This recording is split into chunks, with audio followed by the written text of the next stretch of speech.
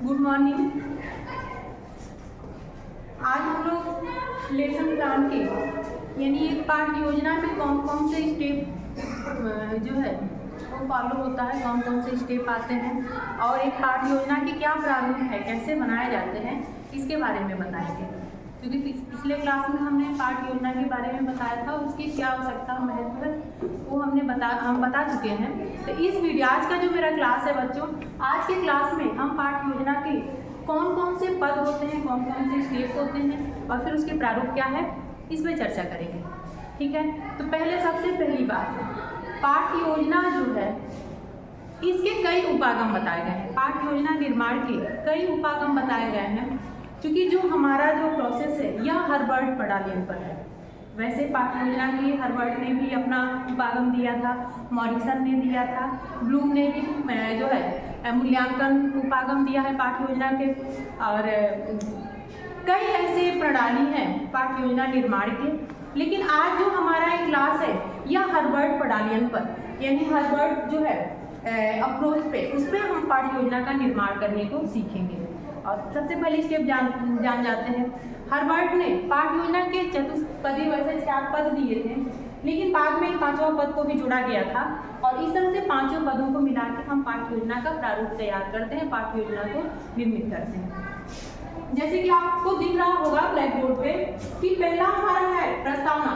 इस 5 पदों को पाठ योजना में शामिल करते हैं, इसी के आधार पर पाठ योजना का निर्माण करते हैं।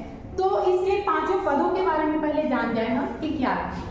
पहला आता है पाठ योजना, पहला आता है प्रस्तावना यानी इंट्रोडक्शन। ये जो हमारा प्रस्तावना होता है, किसी भी प्लान में हम प्रस्तावना इसलिए करते हैं, बनाते हैं कि बच्चे का हम प्रीवियस नॉलेज जाने, बच्चा पहले से क्या जानता है या पहले से क्या वो सीखा हुआ है, उसके बारे में जानने के लिए हमारा जो है इंट्रोडक्शन जो है, तो हालांकि पाठ योजना जब निर्मित करेंगे उसमें इंट्रोडक्शन हमारा पाठ प्रस्तावना कौशल होता है, स्किल होता है।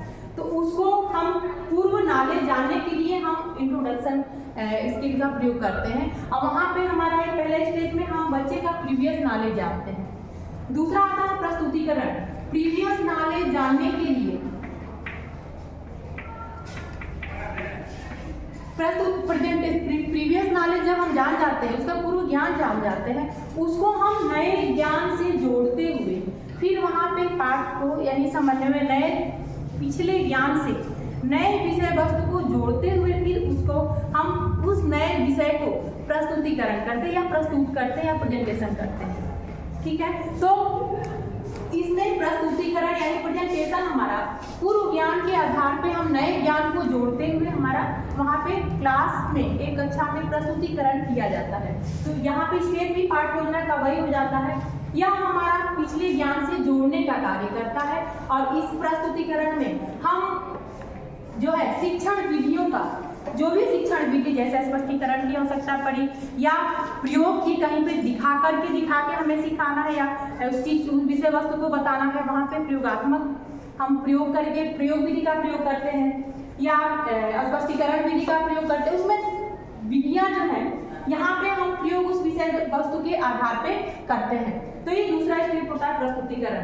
तीसरा होता है तुलना यानी कि कंपेरिजन। हम पिछले विषय से नए विषय को जोड़ते हैं और पाठ के प्रस्तुतिकरण में भी हम एक जो है एक कंटेंट को, एक विषय वस्तु को दूसरे विषय वस्तु से जोड़ते हुए आगे बढ़ते हैं।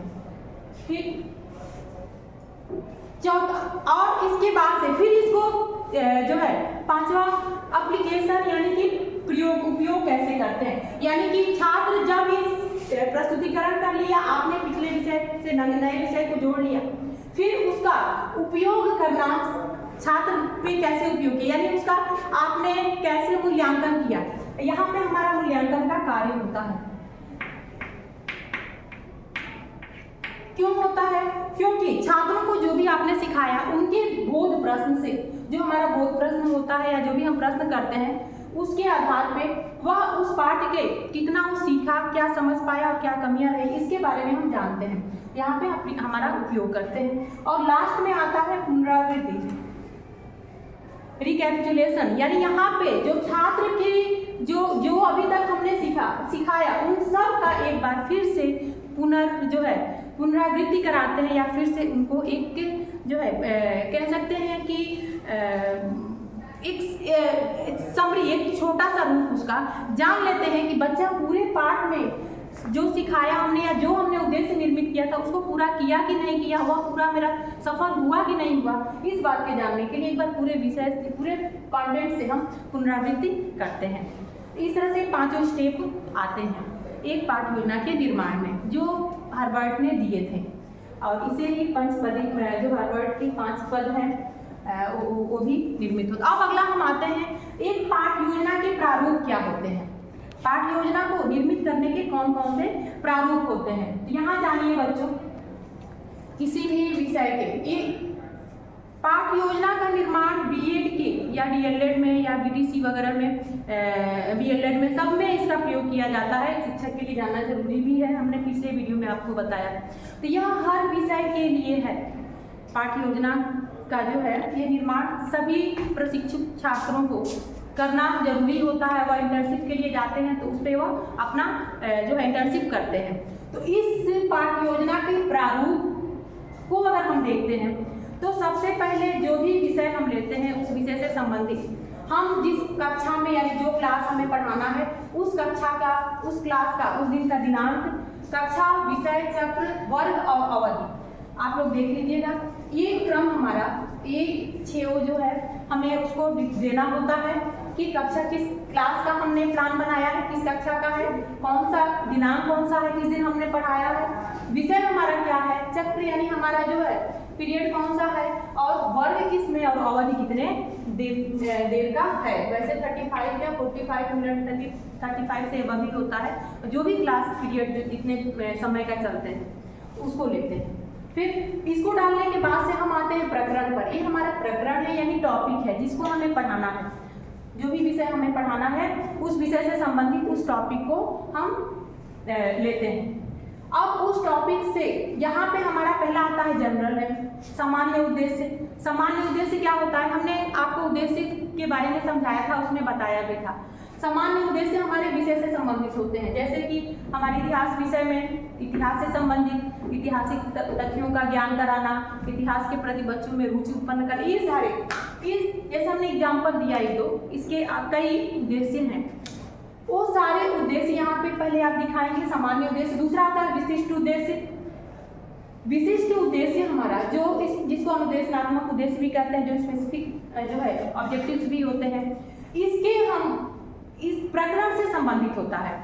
दूसरी बात, विषय के अकॉर्डिंग यह ज्ञानात्मक, बोधात्मक, क्रियात्मक या प्रयोगात्मक, भावात्मक अलग अलग विषय के आधार पर वह प्रयोग किए जाते हैं। इतिहास में ज्ञानात्मक, बोधात्मक और क्रियात्मक प्रयोग किए जाते हैं। जैसे अन्य विषय में जो साइंस के विषय हैं वहाँ पे प्रयोगात्मक प्रयोग करते हैं कि हम प्रयोग ही करते हैं। उन उद्देश्यों को निश्चित करते हैं, विशिष्ट उद्देश्य जो उन प्रकरण से संबंधित जो हमें कक्षा में पढ़ाना है, उन उद्देश्यों को हम निश्चित करते हैं कि हमें किसके बारे में ज्ञान कराना है, हम क्या उनको बोध कराना चाहते हैं, हम उनको क्या क्रियात्मक रूप से क्या उनमें परिवर्तन करना चाहते हैं। यह सारी चीज है उद्देश्य निश्चित करते हैं। तीसरा आता है, अगला आता है सहायक सामग्री, यानी कि जो हमने शिक्षण जो कंटेंट जो विषय वस्तु है उससे संबंधित हमने सहायक सामग्री को क्या रखा है, यानी कि हमने सहायक सामग्री के रूप में क्या चीज रखा है। वहाँ chart paper, model, real object कुछ भी हो सकता है, ठीक है।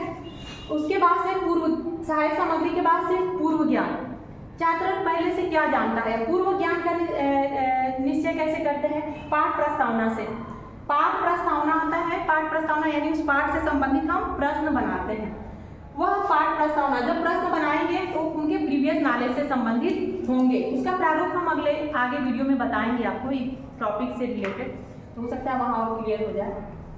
पाठ प्रस्तावना के बाद से जो भी हम छात्र का जो पूर्व ज्ञान निश्चित करते हैं कि क्या ये जान रहा है पहले से, उसको हम उद्देश्य कथन करते हैं। उद्देश्य कथन के बाद से हम आते हैं सीधे टॉपिक पे, और वहाँ पे हम टॉपिक प्रस्तुतिकरण यानी प्रेजेंटेशन हमारा शुरू हो जाता है। यहाँ पे शिक्षण शुरू हो जाता है। शिक्षण के दौरान एक एक जो है हमारा जो स्पष्टीकरण होता है या जो भी हम प्रस्तुतिकरण करते हैं उन कंटेंट पर, उन जो है उस विषय से संबंधित, उन विषय वस्तु से संबंधित हम बच्चों से पढ़ाते जाते हैं और उसके आधार पे बोध प्रश्न पूछते हैं। उनका अंडरस्टैंडिंग जो है, क्या समझा, उसने क्या बोध किया, इसके बारे में छोटे छोटे हम बोध प्रश्न बनाते हैं। उसके बाद से हमारा आता है श्यामपट्ट समरी, जो श्यामपट्ट सारांश यानी ब्लैक बोर्ड समरी, जो हमारा कि श्यामपट्ट सारांश यानी जो हम पढ़ाते हैं उसको श्यामपट्ट पे उन चीज़ों की नोट करते जाते हैं, जो भी इम्पोर्टेंट होता है उसको श्यामपट्ट पे लिखते हैं या समझाते हैं, उसको भी हम यहाँ पे दिखाते हैं कि हमने क्या क्या चीज़ें श्यामपट्ट पे मेंशन किया। फिर अगला स्टेप आता है यहाँ पे 10वां हमने यहाँ किया है पुनरावृत्ति के प्रश्न, यानी टोटल विषय से संबंधित, टोटल हमारा कंटेंट से संबंधित हम यहाँ पे प्रश्न बनाते हैं। इसमें 5, क्योंकि कई प्रश्न होते हैं, पूरे से होते हैं तो 5 से 10 प्रश्न हो सकते हैं, छोटे छोटे प्रश्न जो बच्चों के, जो अभी तक हमने प्रस्तुति किया या जो अभी तक पढ़ाया उसमें बच्चा कितना समझ पाया, इनका मूल्यांकन हम करते हैं पुनरावृत्ति से, यानी टोटल पूरे पाठ का मूल्यांकन करते हैं।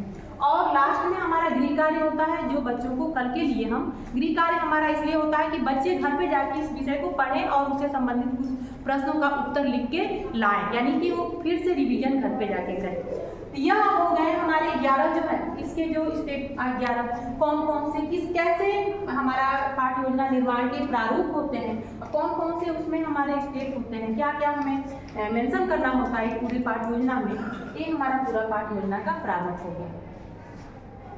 बच्चों चूँकि बहुत जल्दी में हमने इसको जो है आप लोगों को समझाया, तो हो सकता है कि क्लियर आप लोग हो सकता है समझ में कुछ चीज़ें छूट गई हो, ना समझ में आया हो, तो अगर आपको कुछ और चीज़ें इसमें जानना हो तो आप कमेंट बॉक्स में डाल सकते हैं। जहाँ तक मुझे है कि जो भी हमने बताया वो आप लोगों को समझ में आया होगा, और आगे कुछ और अगर इसके बारे में पूछना हो तो आप कमेंट बॉक्स में डाल दीजिएगा। थैंक यू बच्चों।